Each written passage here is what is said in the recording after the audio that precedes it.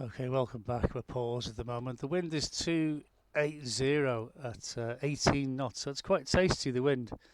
So you really don't want to be doing a downwind landing if you can help it, because that will add an extra almost 20 miles an hour to your landing speed.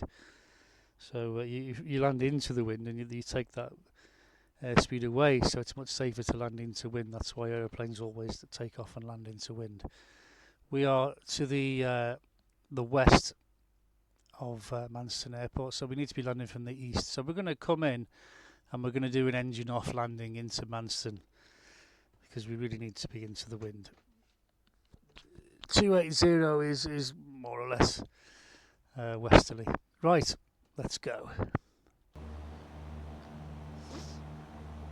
Manston is on the nose there somewhere. Yeah, there it is. And we'll make it up to 2,000 feet and we'll see if we can get it in from 2,000 feet. There we go.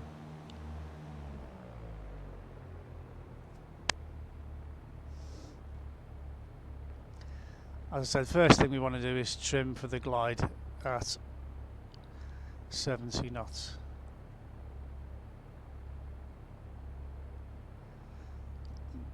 Trim, when I'm talking about trim, I'm talking about that little wheel down there that's turning.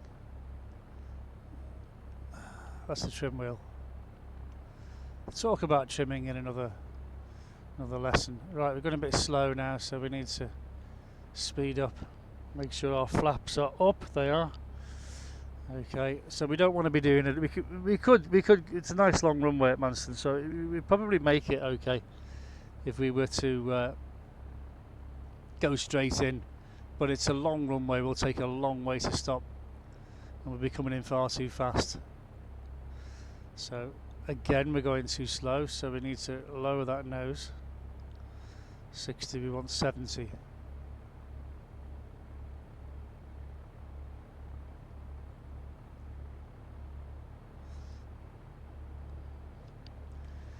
Okay, I'm pretty happy we're going to make that, so I'll just pull the plug, stop the engine. Okay, so we got 70 knots, we got our runway. So we'd sort of, when instructors are talking to you about high key and low key and all this, that gets a bit confusing. You really want to just be in range of the runway, okay? But when we don't want to land in this direction, okay? So we just need to keep the runway in sight, and we have to judge it. And this is why practicing engine off approaches into runways everywhere, all the time, is good practice. Sometimes you get it right, sometimes you don't. Now I've got just under 1,000 feet there. I'm doing 70 knots, and I can turn this aircraft quite quickly. I've got no flaps down, so I've got my maximum glide angle. So I'm going to glide the maximum distance that I can. And I'm not going to use any flaps, okay? Flaps will cause drag and they'll slow you down and take away your airspeed. So I've got to decide how far I can get down the runway before I turn. So I don't need a lot of runway to land in a 172, but I don't want to leave it too late. I'm certainly not going to fly over those buildings that are ahead of us. Okay, now in the turn I've got to watch the airspeed. That is crucially important. Okay, I'm down to 300 feet. I'm going to make the turn now. Watch the airspeed, watch the airspeed. So I've got to lower the nose in the turn.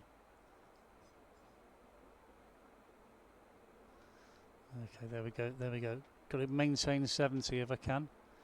Okay, now we're happy. We can lower flaps now. Put 2 stages down, because we know we're going to get in there now.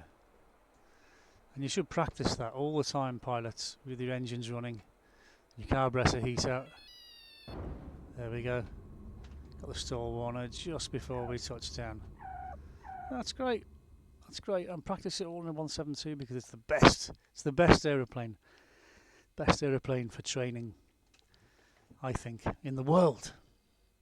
Thanks for watching.